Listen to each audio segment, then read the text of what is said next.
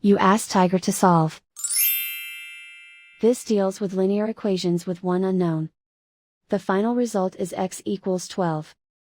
Let's solve it step by step. Group all constants on the right side of the equation. Subtract 3 from both sides. Simplify the arithmetic.